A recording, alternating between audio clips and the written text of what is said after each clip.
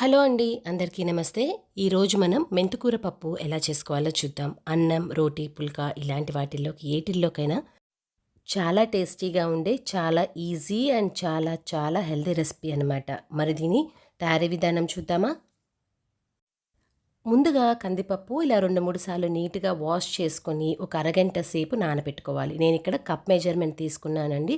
కరెక్ట్‌గా మీకు చూపిస్తున్న కప్పుతో ఒక కప్పు కందిపప్పు అనమాట. ఇప్పుడు ఈ కందిపప్పు వాటర్ అంతా మొత్తం తీసేసి దీన్ని కుక్కర్‌లోకి ట్రాన్స్‌ఫర్ చేసుకోవాలి.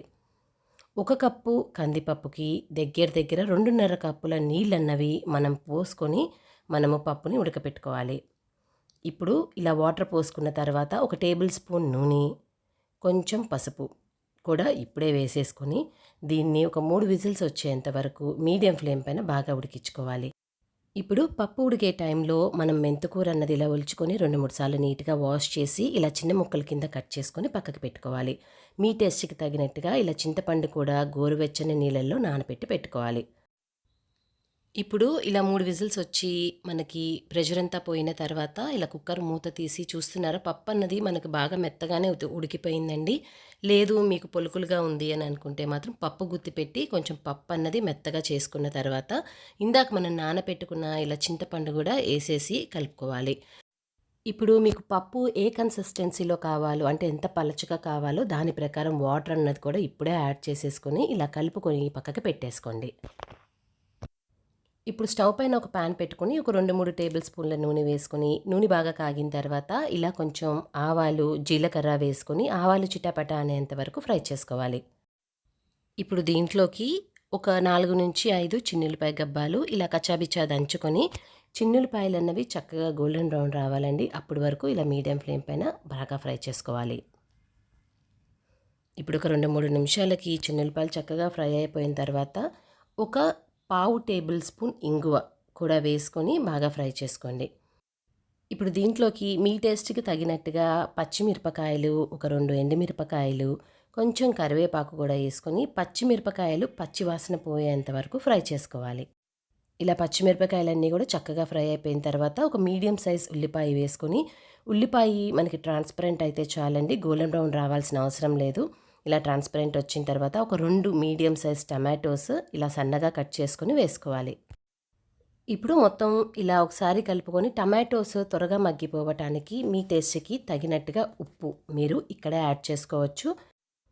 ఇలా ఉప్పు వేసుకున్నాక ఒకసారి బాగా మొత్తం కలుపుకొని దీంట్లోకి కొంచెం పసుపు మీ టేస్ట్ ప్రకారం కొంచెం పసుపు కూడా వేసుకొని ఒకసారి బాగా కలుపుకొని మూత పెట్టేసి ఈ టమాటోస్ బాగా మగ్గేంత వరకు బాగా ఉడికించుకోవాలి.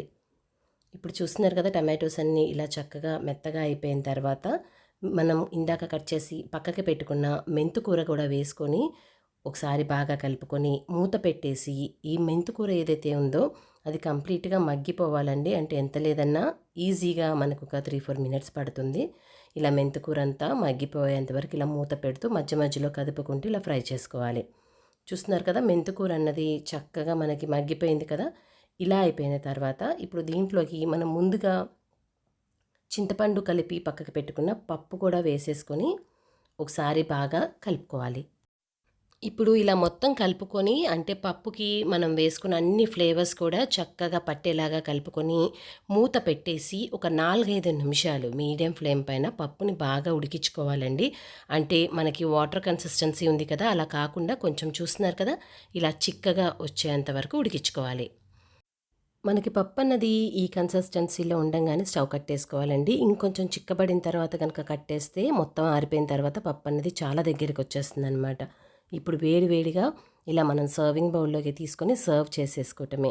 చూస్తున్నారు కదా, చాలా ఈజీ రెసిపీ అండ్ చాలా హెల్దీ రెసిపీ అండి. ఒకసారి మీరు ట్రై చేసి మీకు ఎలా కుదిరింది అనేసి మీ వాల్యుబుల్ కమెంట్స్ కింద కమెంట్ సెక్షన్లో ఇవ్వటం మర్చిపోమాకండి.